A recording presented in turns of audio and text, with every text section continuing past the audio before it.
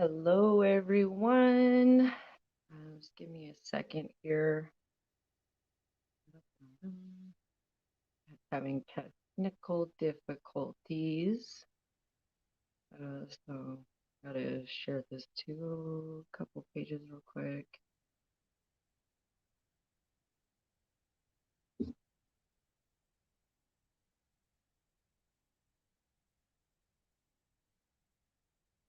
Okay.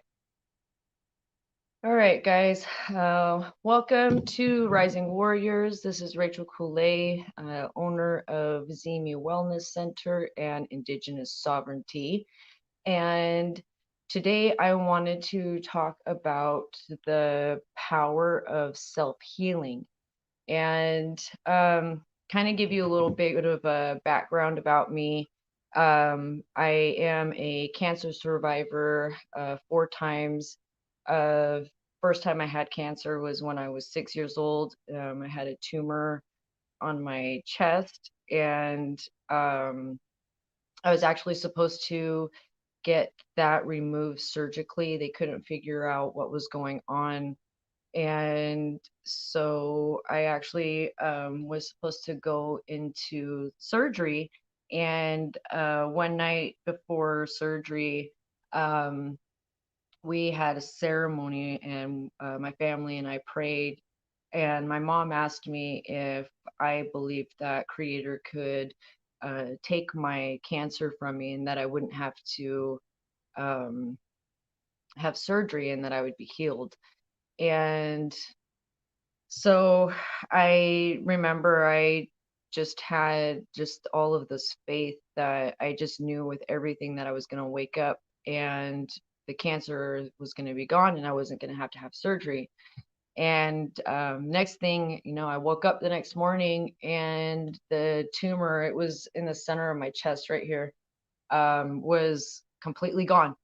Um, I still remember the phone call clear as day. My mom calling the doctors and telling them that I didn't need to come in and do surgery. And I remember them telling her that um, she was afraid and that she didn't want me to have surgery. And they were just like, I just remember like, ma'am, you just need to bring your daughter in. We understand this is a scary thing, but we've got professionals and everything's under control. And, we're here. And she's like, no, seriously, her cancer's gone. The tumor's gone. And they're like, no, just bring her in. She's like, okay, fine, I'll just bring her in. And I went in there, and they ran me through all these different MRIs, CT scans, X-rays, blood imaging or blood draws, and um, there was like 36 doctors from the whole hospital that was in the facility in this room, just stumped and dumbfounded by this miracle that happened. How 3 days prior to the surgery, there was this huge, massive tumor on the center of my chest. And then all of a sudden, day of surgery, it's gone. So that started off with this when I was 6, this sense of faith in knowing that we have the ability to heal ourselves. And so fast forward, I was 18, 19, and I was diagnosed with cervical cancer. And same thing again. Doctors wanted to do surgery, wanted to give me a hysterectomy, wanted to do chemo radiation, but I refused all of that. And so um, it ended up being that just over time and through herbs and through my faith, that cancer and eventually healed itself too. Then by the time I was 24, I was diagnosed with liver cancer, and that one was caused from so many pharmaceuticals that I was having to take at that time. And so um I remember I was trying to prove a point to my mom, that medical or herbs and medical marijuana really help heal the body and cancer. And she didn't really believe me because of the Western mindset of things of, marijuana is a drug. Um, so I stopped taking all my medical marijuana. And over time, was it like 3, 4 months that went by, I started with zero medications, pharmaceuticals, and then all of a sudden, over a 3, 4 month period, I was on 30 different medications I was taking every day. And then about 4 months later, 5 months later, I was diagnosed with liver cancer. And my doctor looked at me and she was like, "What were you doing before you, uh, you know, took all of these medications and pain medicines and just all these, there's so many medications." And I just looked at her and I said I was taking herbal medicines and I was, using medical marijuana, eating it, and I was using the oils from it to help fight cancer. And so she was like, "Off the book. I can't really tell you this, but I advise you to go back to what you were doing beforehand, and then slowly take yourself off of all of these things." And I remember I was going into Sundance that year and that summer, and I took that prayer into Sundance of, you know, really wanting to make sure I was doing the right thing and not um, destroying my body, and what the true, purpose of this healing herb that was placed here on this earth.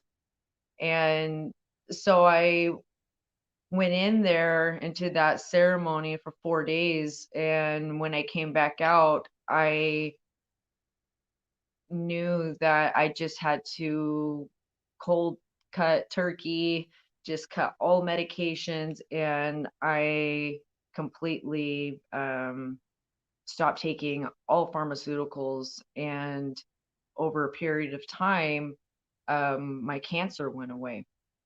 So fast forward, going to 2016 to into 2017, I was diagnosed again with another round of cancer.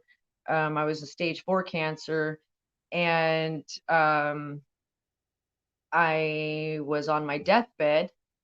And at that time, I was also going to school for herbology. And so I was actually just learning about endometriosis, and I was learning about cancer and the specific cancer that I had. But I did not know at that moment in time that I had that exact cancer that I was learning about in school. And so I was basically 2000, end of 2016, I was preparing my way to leave this earth. And I knew that I didn't have much time left, and that was really hard, going through that part, and really kind of like honoring and respecting other people's feelings and emotions when you're dying. And each person deals with things in their own way. So there was people that completely cut me off and dismissed me, even my own family. My sister at one point even distanced herself from me, and I knew it was because it was easier to almost like push me away than, so that when I did die, um, it wouldn't be as hard, I guess, to uh, have me not there. So it was challenging. And then you have some, that were just holding on, and then some just already just like acted like you were just already dead. So it was challenging to at that time to really want to have the will to live and want to fight. I was going through an abusive marriage at the time too, and so it was like I had absolute no will to live at that moment in time, and I was ready to go home. I was ready to uh, go be with my babies that I miscarried. Um, I was ready to go be with my family. I was ready to be free from the evil of this world. I was ready to be free from this pain that I carry, this ready to be free from cancer, um, just all these things. And so, January 2017, I went to Mexico with my dad and my grandpa, and it was basically my last trip. Um, this is where I wanted to go um, before I died, and one last time. And so I was down there, and I'll never forget that night. I was sitting there. I was actually doing schoolwork, and I was sitting on the bed. And then all of a sudden, I was getting attacked from all these entities. And it was like they were putting all these suicidal thoughts in my head, um, showing me different ways that I could kill myself. Like they wanted me to jump off the balcony, go into the ocean, drown myself. Wanted me to jump into the swimming pool, into the shallow end of part of it, or off from the balcony was, so that I would kill myself. They wanted me to slam my head into the walls. There was just so many things that was going through my head of all these visuals of ways to kill myself at that moment in time. And I just remember just curling up in a ball and grabbing my head and just like kind of like not yelling, but yelling in a way to my dad. It was just saying, just make it stop. And he came over to me and grabbed me and picked me up like a little girl and swooped me into his arms. And the moment that he swooped me into his arms, I was not here in this earth anymore. I was in Creator's arms. I had left, um, went home, and I was there, and I was given the chance to stay, and then I was given the chance to also come back. Um, but with coming back came with a mission and a lot of things that I was told that I needed to do. One of them being what I'm doing right now, talking to you about ways, healing yourself and being able to use that faith and seeing yourself healed. But there's, other things that you do to help yourself in the way to get yourself healed when you're trying to heal yourself naturally. But a lot of it does stem from faith. So I chose to come back here, and it was for a brief moment in time. And what's interesting is that about 3 or 4 years later, I hadn't really talked about it with my dad, but the moment that I was gone, it seemed like I was in heaven for maybe like an hour, but it only maybe had been a couple seconds here on this earth. It wasn't that long, and the time is completely different. And my mom was actually working on my dad with body coding, and ended up this stored trauma ended up popping up from my dad, that was tied to his daughter dying in his arms in Mexico. And that just to me just kind of confirmed that I wasn't making it up and that this really did happen. And that, our subconscious is very in tune with our surroundings and what's going on. And so even though my dad conscious, he was not consciously aware that I died in his arms for a moment, but his subconscious was aware that I did.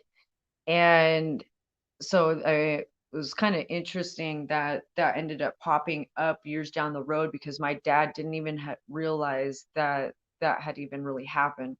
So coming back was part of the mission too, is to show that we can heal from cancer naturally, that we can heal our bodies naturally, and that there are natural tools and there's things that we can do to help assist us along those ways of healing, and not having to always go to Western medicine. So that was part of it. So my cancer healing, when I got back, I ended up going into acupuncture. I was doing Reiki therapy. I was doing vibration sound therapy, body and emotion code, um, doing massage therapy. Then I was also doing different forms of physical therapies.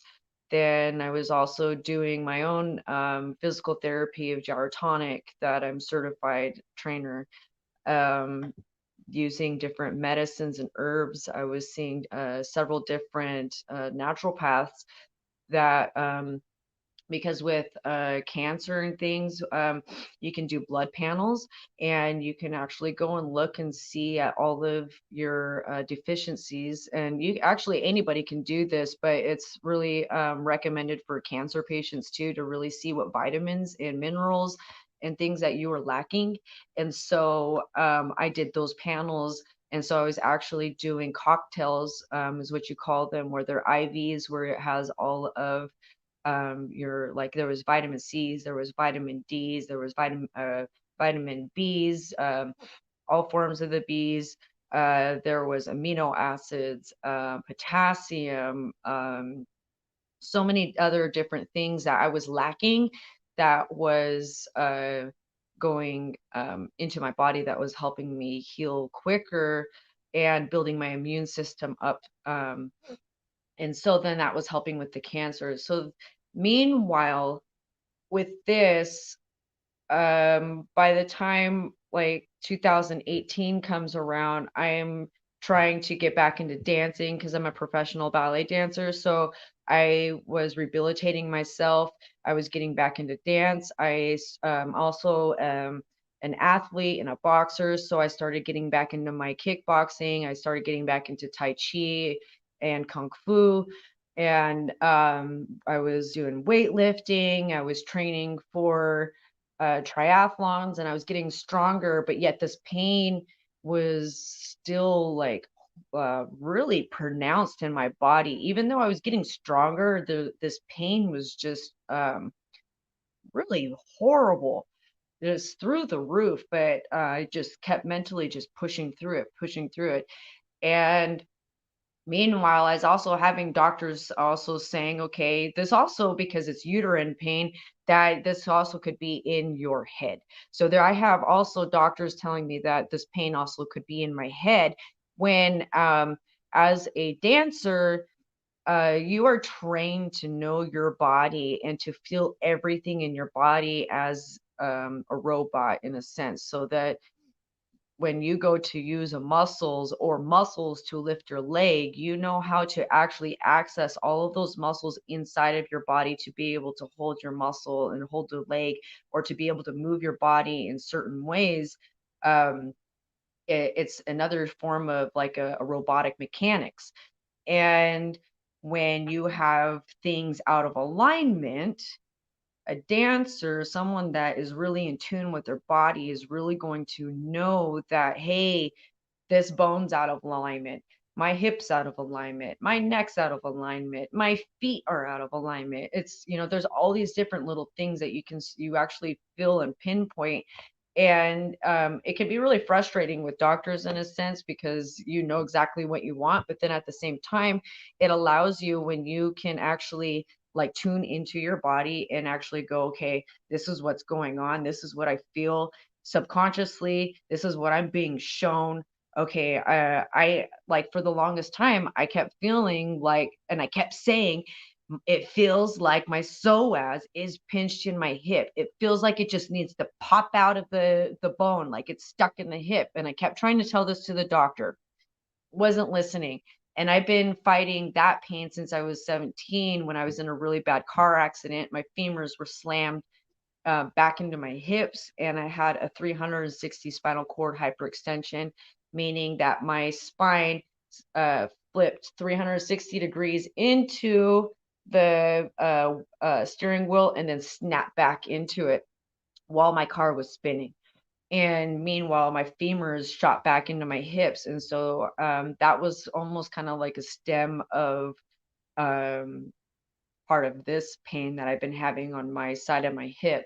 And so I've been advocating. So this it's so important when you are really trying to hone your healing and um you know, figure out what's going on, and you're really determined to get that healing. You really need to take control of, that the rein in the driver's seat and keep fighting. And because there's so many times that if I would have just listened to the doctor and what they were trying to tell me versus listening to what my body was telling me, I who knows where they would have taken me, and it would have gone through a whole nother thing, or surgeries that were not even necessary. And so I just kept staying true to myself. And the other thing I kept telling myself is that they can't make you do anything. So you you're the one that still has to say and comply and say, yes, okay, we can go through with this, or yes, I will do this. But at the same time, you can also say, no, I'm not going to do that. And what are they going to do?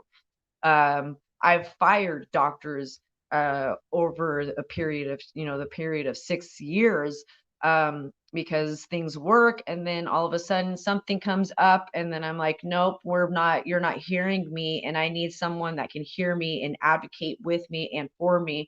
And I'm like, okay, next. And I would fire that doctor and I'd go do my own research.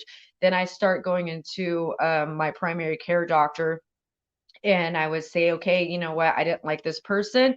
I went and did some research. I want this person. I want to go see this person. Or I don't know what my resources are with insurance. So what doctors are available with my insurance? And so then she would say, okay, these are the doctors that are available. And then I would go do my research, and then I would go and I would look at each person, and I would muscle test, and I would pray in a sense of, okay, which person is going to spiritually hear me? Which person is going to be in alignment with me? Which doctor is going to hear me and be able to really like work with me, so that we're just not doing this round robin egg, and we can actually like get this ball moving and rolling in my healing.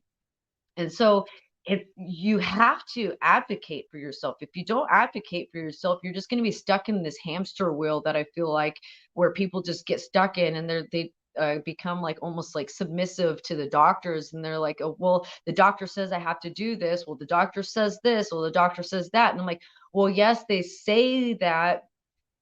We don't always have to listen. Do your research. There's so many other things and so many other resources, and get second opinions. That's the other thing, is that there's been times where things have come up and I'm like, you know what? I don't like that. It doesn't sit in alignment with what I'm feeling. So I'm like, I need a second opinion. And then I'll go get a second opinion, or I'll be like, nope, we need to do another MRI, or we need to do another scan or another blood test. And I'll push for it. And then all of a sudden things will start moving and it will start showing up. But if I didn't advocate for myself and I didn't, push for those things, who like who I really don't know where I would be at this moment in time in my healing process. I probably would be pushed onto my 20th surgery, like they were trying to get me to do. They were like talking surgery after surgery after surgery after surgery. And it was just so much that I was like, no, I can do this naturally. So over time, I keep getting my blood work test and shown, and go back to my doctor and I'm like, okay, look. And each time I go back to each one of these doctors with these numbers of cancer markers, then all of a sudden it was like they started looking at me and they're like, okay, she knows what she's doing. Oh, well, we're going to start listening to her. So it took a while to build that relationship with them, but now my doctors listen to me. I tell them what I need. I tell them what to do in a sense. Yes, they advise, and yes, I ask them still for advice and things like that too, when it comes to it. But ultimately, I'm the one that's telling them what to do. So, uh, back in 2018, um, I was doing kickboxing. My grandma had just had a stroke and she was overweight. And somewhere in that time, I heard this loud pop in my hip. And I lost all of this muscle strength. And I knew something was really wrong in my body, but I just kept mentally just pushing through it. And I kept telling my doctor that something happened to my hip, and she just kept looking at my uterus. She wasn't looking at the actual like full hip. And I kept telling her, and I'm like, the pain is on the left side of my hip. It's not in the center where the uterine is. It's on the left side of my hip. And it was really hard to lift my leg up. I was having to like pick my leg up to put, even put your pants on, to step in and out of the car, to go upstairs. It was like I had no muscle strength to lift my leg up. And so I just kept trying to push and push and push, an advocate for myself. And we kept doing all of these uterine uh, MRIs and ultrasounds and things like that, and imagings, and we were finding cysts, and little signs of tumor still. But at the same time, it wasn't where my pain was at. And I kept telling her that it's on the left side of my hip. So finally, about a year and a half into pushing her to finally take a look at my left, I kept telling her this feels like muscle skeletal. And I was like, she was like, no, this is uterine. And I kept looking at her. I'm like, no, this feels like muscle skeleton. This doesn't feel like uterine. I know my body. I can't do anything like muscle wise. Like I'm having a hard time moving my body. I've been doing all these active things. And then all of a sudden, like I can't, I remember hearing a loud pop, and I'm like, there's something in, like, I had this huge bulge in the left side of my hip by my ovary. So she thought it was a cyst that was on my ovary. So finally pressed her to go do another imaging. But this time the insurance wouldn't okay the imaging unless I was considering surgery. So I had to play the game that, okay, I'm considering surgery. Meanwhile, I'm like, no, I'm not going to consider surgery, but we're going to consider surgery and talk surgery now, just because this is the only way I can get imaging done because the insurance is stupid. So I go and get the imaging done. She comes back and we sit down, and she's like, I don't know what's going on here. And I'm like, I need to go see an orthopedic surgeon. And I'm like, this is joint. I'm like, looking at all my dancer friends that I grew up dancing with. I could count on 10 of my friends from Oregon Ballet Theater that have been going through hip surgeries over the past couple years. And so I'm like, I already know, like, I've had all these hip injuries and things, overstraining your body, overstretching your body for 30 years, does something to you. So I finally got her to send me to an orthopedic surgeon. Then I told her, I said, not only that, I want the top orthopedic surgeon that is in Oregon. So I did my research and I found out that my insurance, no, not yet. I just found the doctor. My insurance did not cover this doctor yet. I ended up finding the top surgeon for the Portland Trailblazers and the Portland Timbers, and a couple other uh, sports teams. And I told her, I was like, okay, this is the doctor, this is the surgeon I want to go see. He knows athletes, and we're gonna do this. So my insurance didn't cover it at the time. It was $300 cash up front just to see this surgeon. So I get in there and I see the surgeon, tell him my background, dancer, everything that's going on. And he's the first one that's like, all right, we're doing x-rays right now, and pops me into x-rays and starts having me do x-ray imagings that you would actually do for a dancer, which is open pelvic, x-rays. So, your hips, in the butterfly, or, things where normally the normal person doesn't put your body really in, but as a dancer having flexible hips, place me in certain positions so that he would actually be able to see the placement of the joints inside the hip sockets. I kept trying to tell the doctors that it felt like my femurs were spiraled up inwards into my pelvis. Well, the imaging showed that what I've been trying to tell the doctor for the past 4 years was correct. My femurs were spiraled up into the pelvis. Meanwhile, I had a cyst on the top of the left femoral head. Then that pop that I heard was my torn psoas, the iliacus muscle. And for those that don't know what this is, this muscle right here in the hip, these are your psoas muscles in the body that go right underneath the abdomen muscle, the abdominal wall. So these muscles right here, it snapped and was up in a ball up here. Okay. So the imaging showed that I tore my psoas.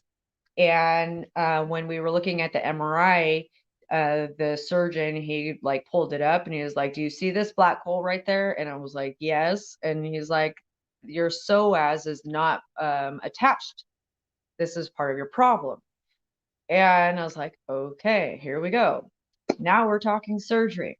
So now he's like, okay, now we're going to do surgery, and we're going to put your psoas back together so that you can get back into dancing and recuperating yourself. Meanwhile, up to that point, I was dancing again. I was not supposed to be dancing. All of those activities that I just told you I was doing, I was not supposed to be doing. And if I told my doctor that I was doing all those activities, I would probably have my head cut off right now. There's no way I was supposed to be dancing again. But I could not dance. And so I pushed myself into dance, and I was back in my dance company performing and rehearsing 3 hours, 4 hours a day, then going to the gym 2 hours on top of that, then doing therapies on top of that. So meanwhile, I was going back into literally 8 hours a day of physical activity, 6 days a week, and with a torn psoas. And I can't stress to you how important this muscle is and how often you use this muscle every day without even realizing you are using this muscle until it's not there. Then you realize how important this muscle is in the body. So I have to try to get new insurance. So now I'm like, all right, we're on the ball. We got this going. We're going to do surgery now. I'm like, okay. It takes 4 months to finally get new insurance to go through. Then it takes another 2 months for the insurance to go through and to actually submit and get everything okayed. So by the time July happened, I didn't finally get the MRI imaging that I was supposed to get done in July 2020 until 2 weeks ago. And so in the meantime, My mom, one day, she just looked at me and she's like, Rachel, why don't you just attach your muscle back together? And I just kind of looked at her and I was like, "O- okay, attach my muscle back together. Is that even possible?" So over the past 7 months, I have been like every day in my mind going into my body and like reattaching and seeing the muscles like reattaching themselves together. Um, I knew it would work, but then at the same time, I didn't. There was this doubt that I had that it was even possible that you could grow your muscle back together like that. Um, but I kept doing it anyways, but I stopped doing all the physical activities that I was doing. So meanwhile, in the time, because of I stopped doing everything I was doing, my pain level actually went up even higher. And I was just like, I'm just gonna wait till I get the surgery, and just kept waiting, and I just kept pushing through the pain. And I would do some exercises and like more like physical therapy, because I had this big slap in my own face when I realized that my psoas was torn. That I should not be doing all the stuff I was doing. So I kind of slapped myself in the face and I was like, put myself in a timeout and was like, no, you're not doing this. Okay. You gotta chill out for a moment. And so I go and do the imaging last week, and I'm needle phobia, by the way. And I get in there and I get told that we have to do an x-ray first with injection of the iodine. And I was like, kind of like, okay, I've never had to do this before. Like, I've had iodine injections, I've had radiation injections for imaging, um, but I haven't had to have a x-ray with any of them. So I was just kind of like, okay. So I get in there and I look at the desk and there's like or the counter, and there's like line after like all these surgical needles and all these things laid there, and I just kind of like my eyes got big and I was like took a big gulp, and I was about to like go into like this panic attack, but I was like, no, just breathe, calm. So I just kind of just sat there and just talked to myself, and so got me on the table, and they had the x-ray over the top of me. Well, what they were doing was they were doing imaging for my pelvic area. So what they actually had to do to actually get the iodine into my body, into the hip, was they had to take my feet, pronate them inwards, tape them together. That way, the femoral head actually turned inwards so that it created space in between the hip joint right there. That way, they could actually get through the hip joint and into the hip joint to inject the iodine into the actual hip socket. Um, so they did that. It was painful. Did not feel good, but I did it. And then I went into the imaging, and usually I have really bad claustrophobia, but I think because of the needles, I was already just kind of like in a meditative place. I do self hypnosis on myself when I go into situations like this, so it really helps. Um, so I actually fell asleep in the MRI for 30 minutes, and they got really good imaging. So I went to the surgeon on Monday. So the imaging was Wednesday last week. I went to the doctor this Monday. Went and saw the surgeon and go in there and sit down. And I'm like, all right, I'm ready for surgery. And he just kind of looks at me and he's like, he just has this weird look on his face. He's like, and sits down, and he's like, sits at the desk, and he's really just kind of like going like this and really like going through the imaging, and he's really looking at everything, and he's just kind of like scratching his head, and I was like, so what are we talking with surgery? And he's like, uh I I uh, we're I don't think we're gonna do surgery. And I'm like, oh, I thought my psoas. And he's like, it's torn, but it's not like it was before. And he goes, and I'm not confident in going into surgery and it being worth going into surgery with what I'm seeing. And so I was like, huh, okay. Kind of just like dumbfounded. Um, so I was like, all right, well, how about what are we gonna do? And I was like, well, I told my doctor last week, I advocated for myself. I was like, I need to get back into pelvic therapy. I need to, go and see a physical therapist. And so I started advocating for myself. And so by that appointment, I already had a pelvic therapy appointment set in place. And so I'd already like started shifting and moving things for myself. And so I told him, I was like, well, I'm going back to pelvic therapy this week on Wednesday. Um, and I'm doing this, and I'm going to go back to massage therapy and doing acupuncture. And he was like, all right. And he goes, well, you see this here too.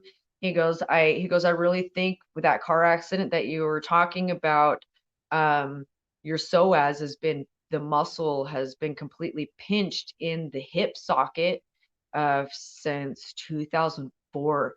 And so that's a lot of dang, that's many years now. Jeez. Um, so my pain, that hip muscle has been pinched for many, many years. And I keep telling people that it feels like it's pinched and it needs to pop and it's stuck, but nobody wanted to listen. And it took it all the way to this point for finally this to show up that yes, it is pinched. Rachel knows her body. Come on. Um, so now I don't have to have surgery. And I'm like dumbfounded in a way, but not.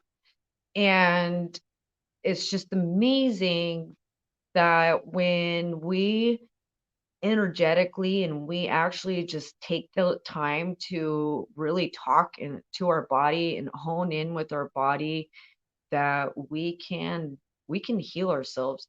And also, that faith in creator to be able to heal you is so important to that assistance of that healing. And even the impossible is not impossible. I didn't think it was possible that my muscle would attach itself back together. I literally thought I was going into surgery to attach my muscle back together. And meanwhile, my body has been doing itself. And it's kind of interesting that every time throughout my life, I've been at the verge of surgery. My body somehow was like, nope, nope, okay, we'll listen, we'll do what you say. Okay, we don't want to go into surgery. We'll heal ourselves. We'll comply.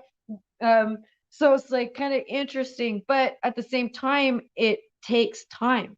So when I went to see my pelvic therapist this morning, I was telling her all of this, and she goes, Rachel, she goes, you've been in this chronic pain for a long time. She goes, you're right. She goes, these doctors need to be patient with you.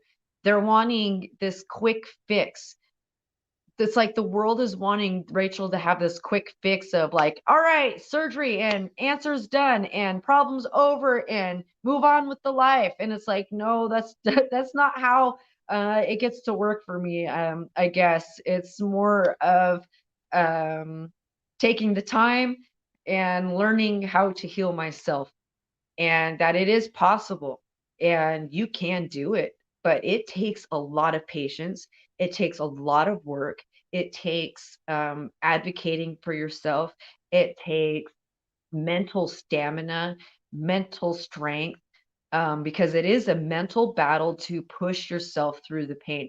There's so many days that I could easily just go, oh, cancer, and oh, my pain, and lay in bed all day long and do absolutely nothing. But where that got me before was actually put me on my deathbed. Laying there every day in that way weakened my body and gave me no will to live. And literally, I died being in that state of mind. And so it's, you know, being in that place, you start to take every day as a gift, and being grateful for all the trials and things that get thrown at you, good or bad, and um, being able to take that control of your own life and put those things into your own hands. It takes a lot of work. It takes discipline to do that, because, a lot of us want to put the responsibility on someone else, and we want a quick, easy fix, or we want to put a band aid over it. And we don't want to do the diligent work every day that it's going to take. Um, it's like I told my grandpa with this last round of cancer, it was like, he was wanting like this quick fix. And I told him, I am not going to do the quick fix. The quick fix is surgery and move and cut out. But the thing is that, okay, say I did do the surgery um, with the uterine cancer, and I let them give me a hysterectomy. The thing is that it's all energetic. The emotions, the trauma, it's energetic trauma that's been suppressed into there, and I've been carrying it.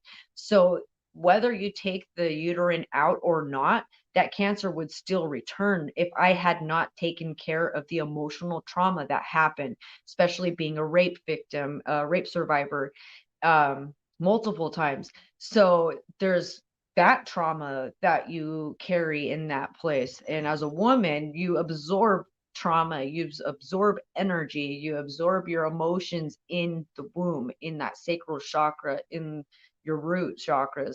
And so you have to, work on yourself, and you got to advocate for yourself.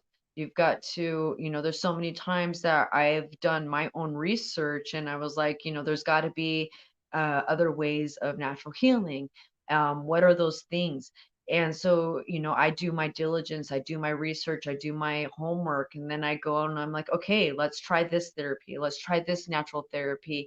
And then the more that you start energetically speaking that healing into the universe and into existence, then actually people will start showing up to you too, that are people that can actually help you. So there's been many times along this journey where I was looking for these people, and then all of a sudden they showed up to me, and I really didn't have to look very far for them. It was like the universe just brought them right to me, and me to them. And so it was the alignment. So when you put yourself in that healing alignment too, then you'll actually start drawing yourself to these people that can help you through your healing, so um that you can have that assistance. I mean, yes, I can heal myself, but at the same time, I need help. I'll say that again.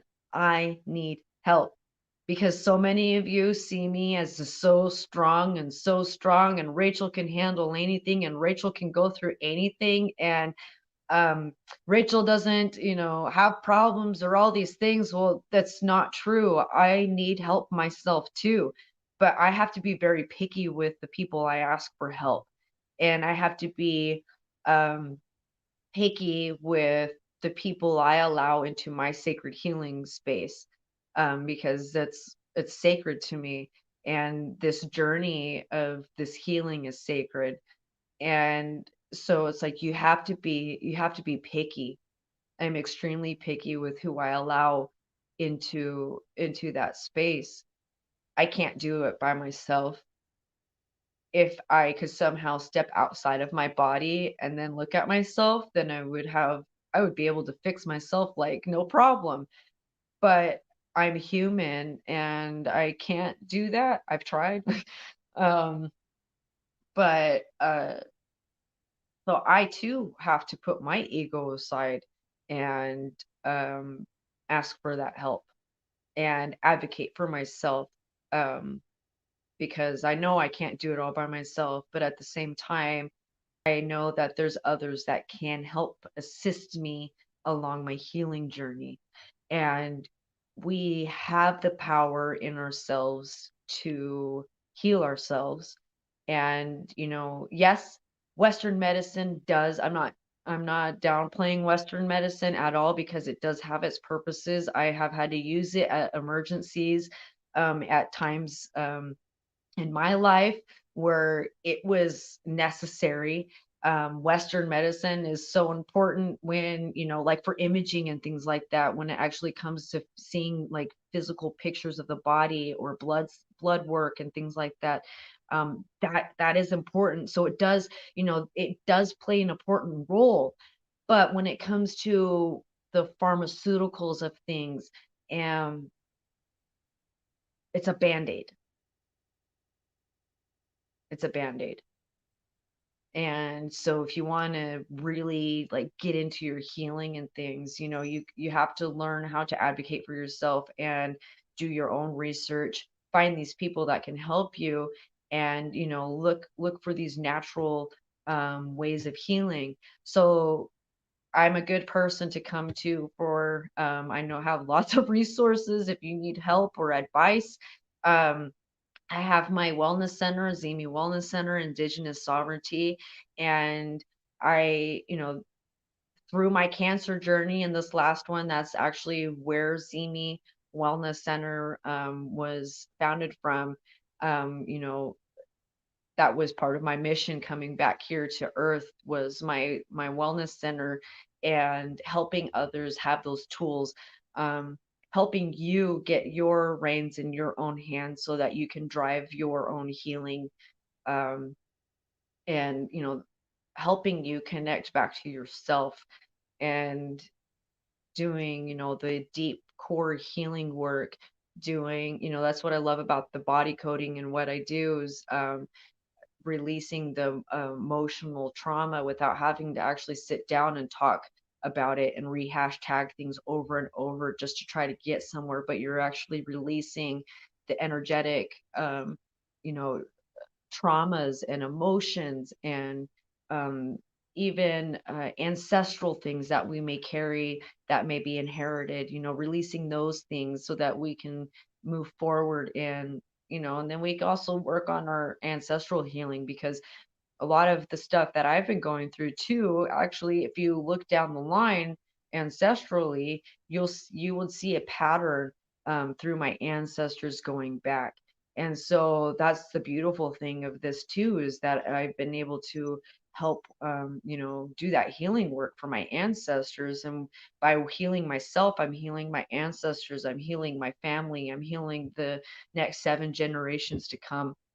And so that's what you're doing too, is when you're doing that healing work, you're not just healing yourself, you're healing your family, you're healing your ancestors, you're healing those that are not yet here, the next 7 generations.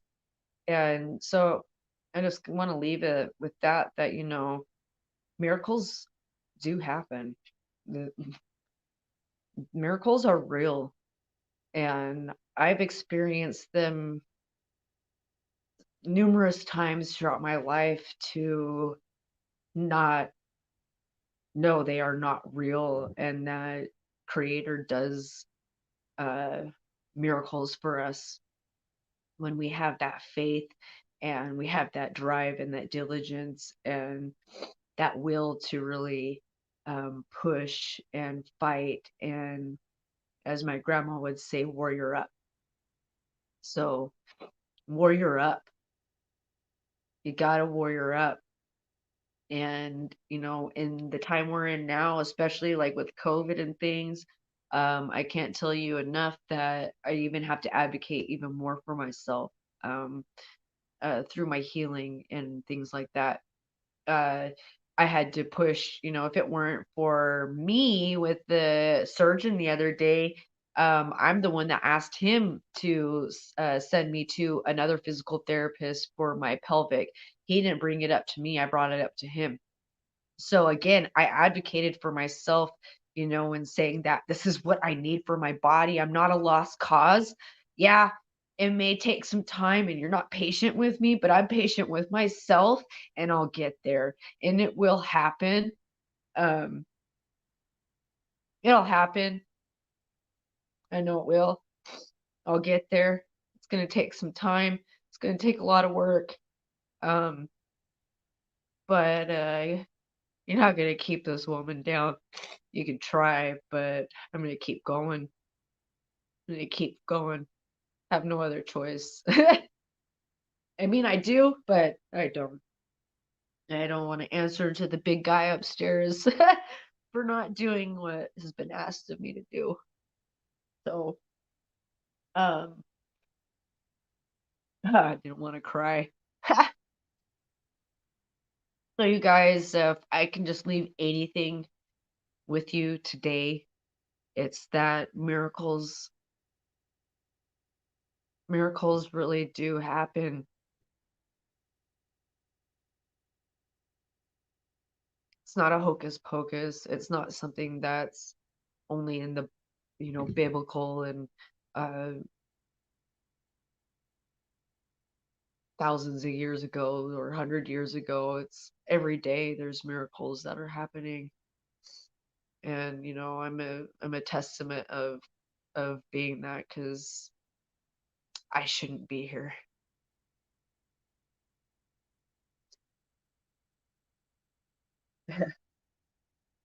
So, oh, take the reins in your hand.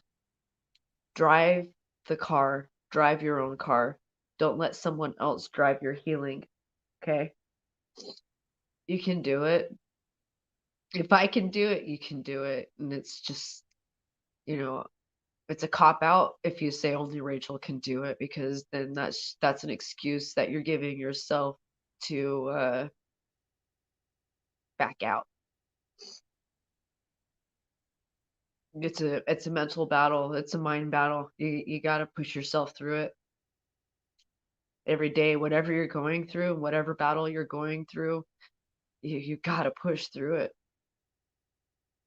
I believe in you, okay? And if you need anybody to talk to, you can reach out. I'm here. I know. I know what it feels like. And I know what it feels like not to have anybody to go to and to help, and on a physical plane. I understand. Okay. I will see you guys soon. It's gonna cut off here in a minute. So you guys have a good evening, and thank you for those who tuned in and watched and listened. And you have the power to heal yourself, okay? Love you guys. Nagamaga.